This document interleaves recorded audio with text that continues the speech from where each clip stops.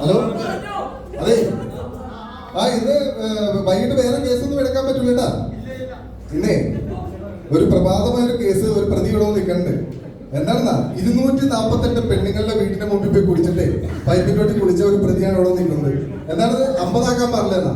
അതെ, 50 രണ്ടെണ്ണം അവന്റെ അമ്മയും അപ്പനുമാണ്. അവരുടെ ഫ്രണ്ടില് അവർക്ക് കേസ് കൊടുക്കാൻ പറ്റില്ലല്ലോ. എന്താണ് ഇനി കേസ് എടുക്കാൻ പറ്റില്ല? ഓക്കെ ആ ശരി. കുട്ടി ആ ഫയൽ കൊണ്ടുവരും.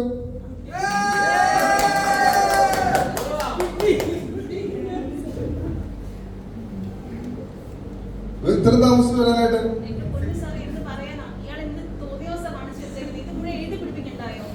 ഓ ശരിയാണല്ലേ.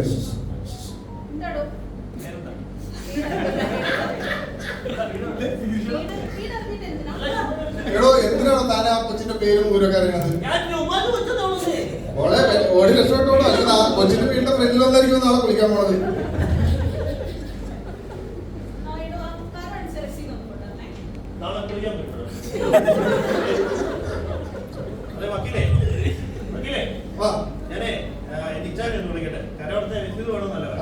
ജാമ്യം എടുക്കണത് വേണം. ഹലോ, ഞാനേ ഇവിടെ തിരുവല്ല കോടതിയുടെ വരാന്തയിലുണ്ട്. സംഭവം എന്താണെന്ന് വെച്ചാൽ കരയോട് ഞാൻ രസീത് ഒന്ന് കൊണ്ടുവന്നേ. കാരണം പെണ്ണുങ്ങളെല്ലാം കേസ് കൊടുത്തേക്കാം, പൈസ ജോലി കുളിച്ചെന്നും പറഞ്ഞോണ്ടേ. അപ്പോ ഇപ്പൊ എവിടെ നിൽക്കുന്നേ? പാലം കൊടന്നില്ലോ?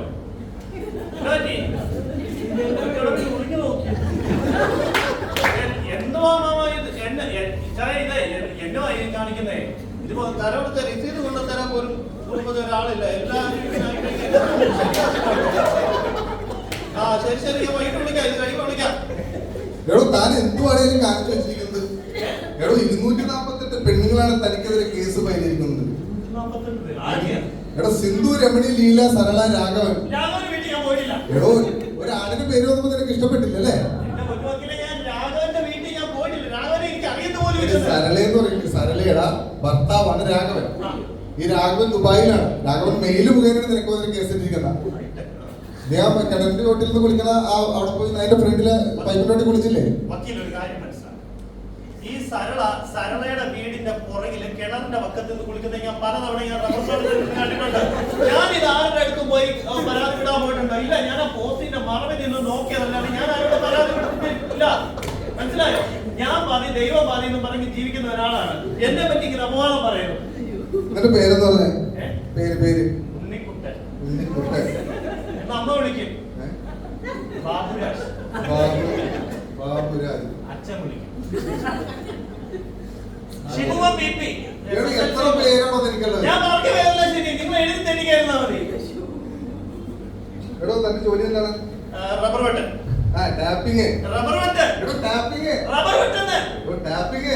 എനിക്ക് എന്റെ ജോലി അറിയത്തില്ലേ? നിങ്ങളുടെ ജോലി എന്തുവാ? അഡ്വക്കേറ്റ്. വക്കീല്. എടോ അഡ്വക്കേറ്റ്. വക്കീലെന്ന് കണ്ടറിയാമല്ലോ അഡ്വക്കേറ്റ്. നിങ്ങളുടെ ജോലിയെ പറയുമ്പോ നിങ്ങൾക്ക് തോന്നോ? അതേപോലെ എന്റെ ജോലിയെ പറയുമ്പോ എനിക്ക് തോന്നും കേട്ടോ. പിന്നെ ഞാൻ ഈ കേസിന്റെ ഒക്കെ കാര്യത്തിന് വേണ്ടിയേ ഞാൻ എന്റെ മുതലാളി വിളിച്ചിട്ടുണ്ട്. അപ്പൊ പുള്ളിയുടെ തോട്ടത്തിലെ പണിക്ക് നിൽക്കുന്നത്. അപ്പൊ പുള്ളി എന്റെ ചെലവൊക്കെ നോക്കും. മുതലാളിയെ ഹലോ, തിരുവല്ല കോടതി വരെ നമ്മുടെ ഷിബുല്ല റബ്ബർ വെട്ടുന്നത്. അവരാണ് ഒരു കേസിലെ പെട്ടിരിക്കുന്നത്. ഞാൻ ആ വക്കീലിൽ നിന്ന് അവനെ ഊരിയെടുക്കാൻ നോക്കട്ടെ. ഞാനിപ്പോ നെല്ല് പതിവെക്കുന്നത് തിരിച്ചറിഞ്ഞിട്ട് വരത്തുള്ളൂ. അപ്പൊ നെല്ല് ഒന്നിക്കാൻ നെല്ലി പോരാ നീ വെച്ചിട്ട് പോയായിരുന്നു.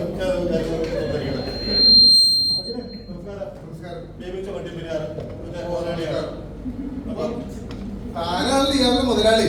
തന്നെ ഒന്ന് കാണാൻ വേണ്ടി ഇങ്ങനെ താൻ അന്യ സംസ്ഥാനങ്ങളിൽ നിന്ന് ബംഗാളികളെ ഇവിടെ ഇറക്കുന്നത് പോലെ താൻ ഈ ഷിബുമോൻ പിപ്പിന മല്ലപ്പള്ളി ഇറക്കിയിട്ട് ഇവിടെ കൊണ്ടുവന്ന് പണ്ട് പെണ്ണുങ്ങളുടെ വീടിന്റെ ഫ്രണ്ടിൽ പൈപ്പിന്റെ ചോട്ടിൽ നിന്ന് കുളിക്കുന്ന സ്വഭാവമാണ് അവനുള്ളത്. ഇയാളെ കുളിനെ പറ്റി എനിക്ക് എന്താ അഭിപ്രായം? എനിക്ക് അവരുടെ കുളിപ്പിക്കൊന്നും അറിയത്തില്ല. ഞാൻ ആഴ്ചയിൽ ഒരിക്കൽ കുളിക്കുന്നില്ല. വൃത്തിയായ ഇത് ക്രിമിനൽ ഒഫൻസ് ആണെന്ന് എനിക്കറിയാം. See, Mr. This is a criminal case. This is a non-bailable offence. He committed this a crime under section 354, 355, 356. You understand?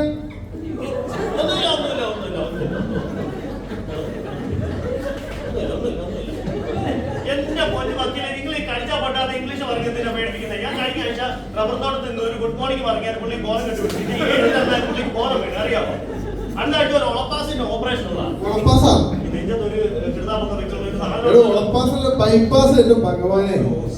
താ വെള്ളം കുടിച്ചെന്താ ചെറിയൊരു ധൈര്യത്തിന് വേണ്ടി ശകലം എടുത്ത് കോടതി വരാതിരുന്ന് എനിക്ക് അറിയാൻ പാടില്ലേ. ഇവിടെ വെള്ളം അടിക്കാമോ? വിറയലുണ്ടായിരുന്നു, അതുകൊണ്ട് ഇവിടെ നിയമപാലകരും പോലീസുകാരുമുള്ള ഒരു സ്ഥലമല്ല. ഇവിടെ വെള്ളം അടിച്ച് നടക്കുന്നത് ശരിയാണെന്ന് തോന്നുന്നുണ്ടോ? താൻ അതിന് പകരമായിട്ട് ഒരു ലോട്ടറി ടിക്കറ്റ് എടുക്കും. ഈ ലോട്ടറി ടിക്കറ്റ് എടുത്ത് അത് അടിക്കുകയും ചെയ്യുമല്ലോ, ലാഭമല്ലേ എനിക്ക്? സംഭവം എന്താണെന്നറിയോ വക്കീലെ, നമ്മളിപ്പോ ഒരു ലോട്ടറി എടുത്തു കഴിഞ്ഞാൽ രാവിലെ മുതൽ വൈകുന്നേരം വരെ അത് അടിക്കുമോ എന്നുള്ള ടെൻഷനാണ്. അതേസമയം ആ പൈസ കൊടുത്ത് നമ്മളൊരു പൈന്റ് വാങ്ങിച്ചു കഴിഞ്ഞാൽ നമുക്ക് ആ പ്രശ്നമില്ല. അതെന്താണ്? കാരണം എടുക്കുന്നത് ഞാനല്ലേ, അടിക്കുമെന്ന് ഉറപ്പുമല്ലേ. ഇവിടെ കൃത്യമായിട്ട് കാര്യങ്ങൾ പറയുകയാണെങ്കിൽ തനിക്ക് കോടതി പോയിട്ട് ചമ്മേണ്ടി വരില്ല. കൃത്യമായിട്ട് കാര്യങ്ങൾ പറയുകയാണെങ്കിൽ അല്ലെങ്കിൽ തത്ത പറയുന്ന പോലെ താൻ പറയേണ്ടി വരും. എന്റെ പൊന്നു സാറാണെങ്കിൽ നേരത്തെ ഞാൻ വീട്ടിൽ തരുമായിരുന്നു പറയണ്ടായിരുന്നോ? ഇവരെ കൂടെ തത്ത പറയുന്നത് പറയാൻ പറ്റുന്നില്ല. ഞാൻ എന്റെ വീട്ടിൽ കൊച്ചിനെ കൊടുത്തില്ലായിരുന്നു. തത്ത പറയുന്നതിലും മണി പൂച്ച നല്ല അന്നാന്ന് നോക്കുകയാണ്. ഇത് ആരാന്ന് പറഞ്ഞത്? മുതലാളിയാന്നാ ഞാൻ പറഞ്ഞു, പക്ഷെ അത്ര വലിയ മുതലാളിയൊന്നും അല്ല. ഇയാൾക്ക് വിദ്യാഭ്യാസം കിട്ടൂല അല്ലേ? വിദ്യാഭ്യാസം എന്താണ് വിദ്യാഭ്യാസത്തിന്റെ കാര്യം പറഞ്ഞപ്പോ ചീറ്റണത്? കുറച്ചെങ്കിലും ഉണ്ടെങ്കിൽ ഇല്ലെന്ന് പറയാൻ പറ്റത്തുള്ളൂ. ഈ കേസിന്റെ റൂട്ട് എന്ന് പറഞ്ഞാലേ, ഈ കേസ് ആദ്യം ജില്ലാ കോടതിയിൽ വരും. ജില്ലാ കോടതിയിൽ നിന്ന് ഇത് റെഫർ ചെയ്ത് ഹൈക്കോടതിയിൽ പോകും. ഹൈക്കോടതിയിൽ നിന്ന് അവിടുന്ന് സുപ്രീം കോടതിയിൽ പോകും. സുപ്രീം കോടതി ചെന്ന് കഴിഞ്ഞാൽ ഒരു 7 അംഗ ബെഞ്ചാണ് ഈ കേസ് നോക്കുന്നത്.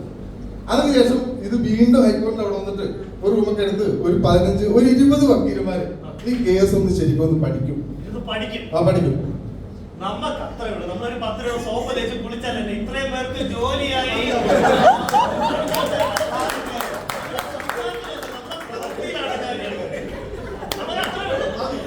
അതെ, ഈ കേസ് സ്ട്രോങ് ആവും. താൻ 2 വർഷം അകത്ത് ഇറക്കേണ്ടി വരും. 2 വർഷം അകത്ത് ഇറക്കേണ്ടി വരും. താൻ കല്യാണം കഴിച്ചിട്ടുണ്ടാ? ഇല്ല, കല്യാണം കഴിച്ചിട്ടില്ല. നോക്കുന്നുണ്ട്. പെണ്ണ് നോക്കണ്ട? അല്ല, അതിച്ചന്തിക്കുള്ള പെണ്ണുങ്ങളെ നോക്കണ്ട. അത് ചോദിച്ചു താനിങ്ങനെ നടന്നാൽ മതി. താൻ നന്ദസായിട്ട് കല്യാണം കഴിച്ച് തന്റെ പൈപ്പിന്റെ ഉള്ള കുടിയൊക്കെ നിർത്ത്. അത് ശരിയാണ്. താൻ ഒരു ദിവസം എത്ര നേരം കുടിക്കും? ഒരു 10-15 തവണ കുളിക്കാറുണ്ട്. 15 തവണ? അതെന്നാന്ന് വെച്ചാലേ നമ്മള് അവിടെ ഭയങ്കര ചൂടും ഭയങ്കര പ്രശ്നങ്ങളും ഒക്കെ, അത് കാരണം ഇങ്ങനെ കുളിക്കുന്നതാണ്. ഇവിടെ അത്ര നേരം കുളിച്ചാൽ താൻ കുതിർന്നു പോയില്ലോ. സാറെ കാര്യം പറയാം. നമ്മുടെ അവിടെയൊക്കെ തിരുവല്ലയിൽ ഭയങ്കര ചൂട് കാര്യം. അപ്പൊ റോസോപ്പാടെ വില്ലല സുമേഷ് അവരുടെ കൂടെ നിങ്ങൾ എന്തോ ഈ പറഞ്ഞേക്കുന്നത്? പ്രശ്നത്തിന് വലിച്ചു പോരാനല്ലേ ഞാൻ കൊണ്ടുവന്നേ. ഈ ഓസമ്പാടി ഞാൻ തമ്മിൽ എന്നാ ഞാൻ എപ്പോഴാ പൊട്ടിച്ച? ആലമ്പാടെ ആ തോട്ടത്തിലെ പായ പിടിച്ച 2 ബക്കറ്റല്ലേ ഞാൻ പൊട്ടിച്ചിട്ടുള്ളൂ. അല്ലാതെ വല്ല ഞാൻ പൊട്ടിച്ചിട്ടുണ്ടോ? ഈ ഓസമ്പാടി ഞാൻ എപ്പോഴാ പൊട്ടിച്ചത്? നിങ്ങൾ വിളിക്കണ്ടായോ? അതെ അതെ അതെ, ഞാൻ തോട്ടത്തിലെ പഠിക്കാറില്ല കേട്ടാ. ഈ കേസ് വായിച്ചു പഠിച്ചേ.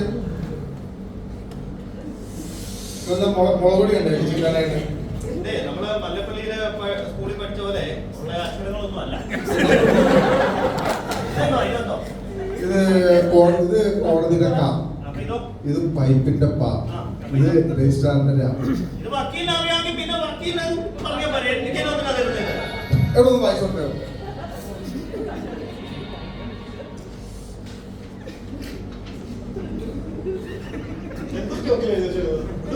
നല്ല ബെസ്റ്റ് അണ്ടയിലോട്ടാ കൊടുത്തേക്കുന്നത്. രാവിലെ പത്രം കൊണ്ടിട്ട് കഴിഞ്ഞാൽ ആ പത്രം കൊണ്ടുവരുന്നതിന് തിരിച്ചറിയും കൊണ്ടുപോകണമെന്ന് പറയുന്നത്. പിന്നെ കഴിഞ്ഞ ആഴ്ച ഞാനേ പുള്ളിയെ കൊണ്ട് സ്കൂട്ടറിൽ സ്കൂളിന്റെ വഴി വരുമായിരുന്നു. കുറെ പിള്ളേർ ആ സ്കൂളിന്റെ മുറ്റത്ത് കളിക്കുന്നുണ്ടായിരുന്നു. എന്നോട് ചോദിച്ചു ഈ ഇത്ര പിള്ളേരുള്ള വീട് ഏതാണ്, അവരുടെ അപ്പനെ അമ്മയെ കാണുന്നത് പറയുന്നത്. ഞാൻ പിന്നെ എന്നോന്നാ പറയേണ്ടത്? എനിക്ക് മനസ്സിലായി. തനിക്ക് ഡോക്ടറെ കാണിച്ചു. സത്യം ഏത് ഡോക്ടറെ ഒന്ന് കാണിച്ചു നോക്കിയായിരുന്നു. അപ്പൊ ഡോക്ടർ പറഞ്ഞത് ഇത് വാട്ടർ മിറക്കിൾ എന്ന് പറയുന്ന ഒരു പ്രത്യേകതരം രോഗമാണ്. അതെന്താന്ന് വെച്ചാലേ, ഇത് മാറാനായിട്ട് ഒരു ബക്കറ്റ് എടുക്കുക. ആ ബക്കറ്റിൽ നേരെ ചൂടുവെള്ളം ഒഴിക്കുക. ചൂടുവെള്ളം ഒഴിച്ചിട്ട് അതിൽ മുളക് പൊടി, കാന്താരി മുളക്, ഉണക്കമുളക്, അല്ലെങ്കിൽ ഇത്തിരി മഞ്ഞപ്പൊടി മല്ലിപ്പൊടി കൊണ്ട് ഇട്ടു. അത് ശരിക്കും ഇളക്കുക. എന്നിട്ട് തലയിലേക്കൊന്ന് ഒഴിച്ചാൽ മതി. അത് നീറും. നിന്റെ അസുഖം മാറണമെങ്കിലേ നീറണം. എന്നാലും നിന്റെ നിലവിന്റെ അസുഖം മാറുള്ളൂ. ഞാനേ ഓർഡർ പറയാൻ പറയാം. പോയി ഓർഡർ മേടിച്ചിട്ട് കേട്ടോ.